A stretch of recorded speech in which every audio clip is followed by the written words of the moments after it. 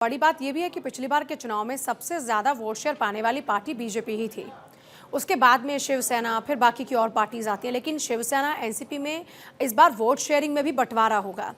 तो क्या स्थिति आप मानकर चल रही हैं कि बीजेपी के पास में अपना जो कोर वोट बैंक था वो लगातार बना रहेगा और बाकी जो साथ आए हैं उनका साथ मिलने से आंकड़ा बढ़ेगा? देखिए, अलायंस होता ही इसलिए है, इतनी बड़ी स्टेट 288 का स्टेट है, महाराष्ट्र को 4 डिवीजन में बांटा हुआ है। अब देखिए, आप अजीत पवार को क्यों लाया गया था? अजीत पवार विचारधारा के रूप में, और आरएसएस तो बिल्कुल खुश नहीं था अजीत पवार के आने से, पर अगर हम डिवीजन में बांटते हैं तो जो वेस्टर्न महाराष्ट्र है वहां पर पकड़ थी किसकी? शरद पवार की। अजीत पवार उनके साथ थे, पवार्स की पकड़ थी। तो वेस्टर्न महाराष्ट्र के वोट में सेंधमारी करने के लिए अजीत पवार को लाया गया। उद्धव ठाकरे और भारतीय जनता पार्टी की विचारधारा एक जैसी थी, और उद्धव ठाकरे और भाजपा एक समय जब साथ आए थे वो 1 और 1 2 नहीं थे, वो 1 और 1 11 थे, क्योंकि विचारधारा एक जैसी।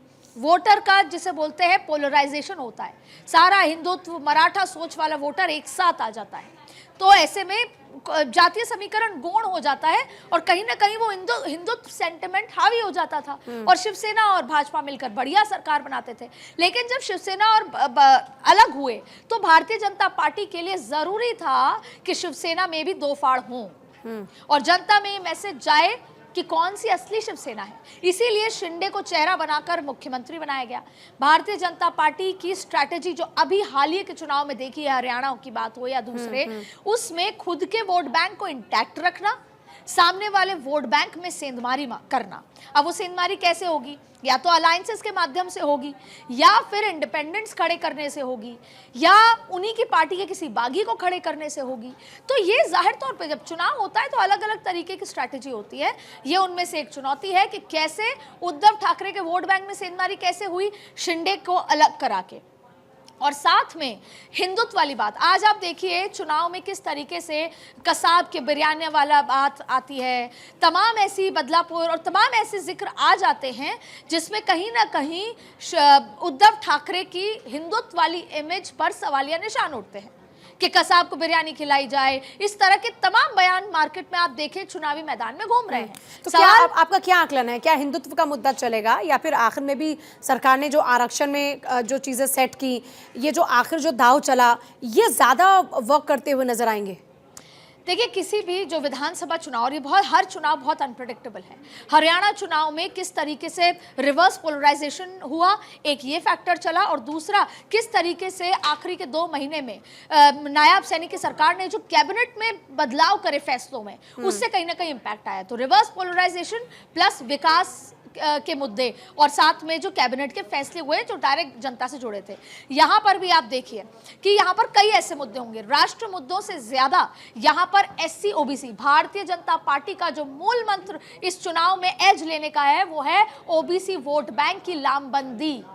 अगर ओबीसी वोट बैंक लामबंद हो जाते हैं तो इसका पूरा का पूरा गेम भारतीय जनता पार्टी के पाले में आकर खड़ा हो जाए। इसलिए महाराष्ट्र का चुनाव आप उस तरीके से देखिए कि अभी प्रधानमंत्री ने लगातार बड़ी घोषणाएं करी हैं, प्रधानमंत्री ने बहुत सारी घोषणा की हैं, और 4 डिवीजन में देखा जाए तो किस तरीके से अपने अपने वर्चस्व, लेकिन सबसे महत्वपूर्ण है लोकल मुद्दे भी। ये मैसेज कन्वे हो गया कि ना ही आरक्षण खत्म होगा और ना ही संविधान बदला जाएगा, जिससे सबसे ज्यादा डेंट 2024 में किया था।